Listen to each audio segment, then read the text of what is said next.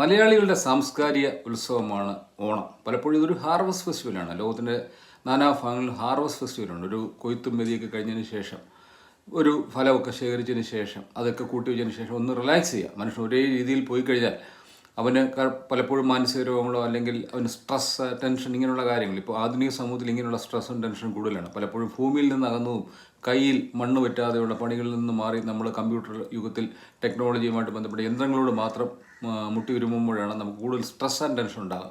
ഇത് പണ്ട് പോലെ നമ്മുടെ കാരണവന്മാർ ഇതെല്ലാം കണ്ടുപിടിച്ചിരുന്നു. പലപ്പോഴും സ്ട്രെസ് ഉണ്ടാകുന്ന സാഹചര്യങ്ങൾ ഒരു കൃഷിയൊക്കെ ഇറക്കി, കൃഷിയുടെ കൊയ്ത്തും മെതി പലപ്പോഴും കുട്ടനാട്ടിലാണ് എൻ്റെ അമ്മയുടെ അച്ഛൻ്റെയും വീട്. അവിടെ കുട്ടനാട്ടിൽ അവർക്ക് പാടം ഒക്കെ ഉണ്ട്. ഈ ഓണം ആകുമ്പോഴത്തേക്ക് ഒരു വിളവെടുപ്പതിന് ശേഷം അത് കൊണ്ടുവന്ന് കച്ചിയും ഒക്കെ കൊയ്ത് മെതിച്ച് അതിൻ്റെ പതിരുമൊക്കെ വേർതിരിച്ച് ആ നെല്ലിൻ്റെ കാര്യങ്ങളെല്ലാം അതിൽ നിന്ന് വിടർത്തി അതിനെല്ലാം കൊണ്ട് ചാക്കിനകത്താക്കി ഹാർഡ് വർക്ക്, ഒരുപാട് ആൾക്കാർ ചെയ്തുള്ള ഹാർഡ് വർക്ക്, അവർക്ക് ഓണത്തിന് ഈ കൊയ്ത് മെതിക്കാൻ വന്നവർക്ക് സമ്മാനങ്ങളൊക്കെ കൊടുത്ത് അവരെ വിട്ടയക്കുന്നു. ഒരു ഹാർവസ്റ്റ് ഫെസ്റ്റിവലാണ്. പലപ്പോഴും രണ്ട് തവണയാണ് നമ്മുടെ നെല്ലിൻ്റെ വിളവെടുപ്പ്. ഓണത്തിൻ്റെ സമയത്തിന് മുമ്പാണ് ഒരു വിളവെടുപ്പുള്ളത്. അപ്പോൾ അതിനുശേഷം ആ സ്ട്രെസ്സിൽ നിന്നൊക്കെ ഒഴിവാക്കി അത് പരസ്പരം ഒരു ഷെയറിങ്ങിൻ്റെ അന്തരീക്ഷം. അത് ആ കൊയ്ത്ത് മെതിക്കാൻ വന്ന ആൾക്കാർക്കെല്ലാം നമ്മൾ വസ്ത്രങ്ങളും നെല്ലും പൈസയൊക്കെ കൊടുത്ത് അവരെ സന്തോഷത്തോടു കൂടി മടക്കി അയക്കുന്ന ഒരു സമയം.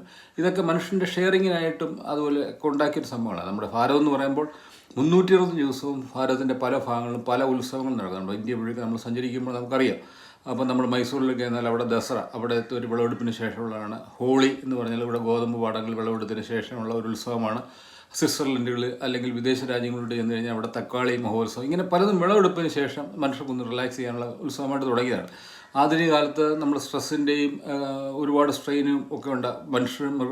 മെഷീൻസുമായിട്ട് ഇടപെടുമ്പോൾ സ്ട്രെസ്സ് കൂടുന്നത് സാധാരണമാണ്. നമുക്ക് തിരികെ കൃഷികളിലേക്കൊക്കെ കുറച്ച് പോവുക എന്നുള്ളത് മാത്രമേ ഈ സ്ട്രെസ്സൊക്കെ ഒഴിവാക്കാനുള്ള ഒരു പ്രധാനപ്പെട്ട മാർഗ്ഗം. അതുകൂടാതെ ONV ഗ്രൂപ്പ് പാടിയിൽ ഓരോ വട്ടവും ഓണക്കളിയുടെ താളമയഞ്ഞിടുന്നു ഞങ്ങളിൽ ഓണനിലാവിൻ പുതുമയുടുത്താൽ അമ്മയ്ക്കിന്നും പുതുലാവുണ്ട്. സർഗലയങ്ങളിൽ ഒരുപോൽ പുളകം കൊള്ളൂ നിൻ പുതു നാബൂണുണ്ട് ഒരു പൂവിനൊരു പകൽ പൂർണ്ണയന്തുവിന് ഒരു രാവ് പൂവും വിശ്വസും ഞാനും നിമിഷത്തിരകളിൽ ഒഴുകി പോകെ മറ്റൊരു ഞാനും മറ്റൊരു നെയ്യും കനകക്കണ്ണികൾ കോർക്കെ. ഓരോ ഓണവും നമുക്കൊരു ഓർമ്മപ്പെടുത്തൽ വെച്ചാൽ നമ്മുടെ ആയുസിൻ്റെ പുസ്തകത്തിൽ നിന്ന് ഒരു അധ്യായം കൂടെ പോകുന്നു എന്നുള്ളതും കൂടെ ഒരു ഓർമ്മപ്പെടുത്തലൂടെയാണ്. മറ്റൊരു ഞാനും മറ്റൊരു നീയും ഒക്കെ നമ്മുടെ സ്ഥാനത്ത് വേറെ ആൾക്കാർ വരുന്നു, പുതുതലമുറ വരുന്നു. നമ്മൾ ഓണം പലപ്പോഴും നമുക്ക് ഓണം ആഘോഷിച്ച് വരുമ്പോൾ അതൊരു നമുക്കതിനകത്ത് സന്തോഷം കിട്ടുന്നില്ലെങ്കിൽ പുതുതലമുറയ്ക്ക് ഒരു സന്തോഷം ഉണ്ടാകും. ഭൂമിക്ക് ഇപ്പോഴും പുതുലാവണ്യമാണെന്നൊക്കെയാണ് അതിനെക്കുറിച്ച് ഇതിലൂടെ പാടിയത്. നമ്മൾ ജീവിച്ചു പോകുമ്പോൾ നമുക്കൊരു സന്തോഷത്തിനായിട്ടൊക്കെ ഇങ്ങനെ ഇത്ര ഓണത്തിൻ്റെ അവസരങ്ങളൊക്കെ നമുക്ക് നൽകുമ്പോൾ അതിനെ പൂർണ്ണമായിട്ട് മുഴുകി സന്തോഷിക്കുക. എല്ലാവർക്കും, എൻ്റെ സബ്സ്ക്രൈബേഴ്സായ എല്ലാവർക്കും ഹാപ്പി ഓണം. നിങ്ങൾ സന്തോഷത്തോടെ ഇരിക്കുക. ഈ സന്തോഷം നിലനിർത്തുക. NLP ഈ പറയുന്നത് അതാണ്. സന്തോഷം നിലനിർത്തുന്ന ഒരു രീതിയുണ്ട്. ഈ ഓണത്തിൻ്റെ അവസ്ഥകൾ ഈ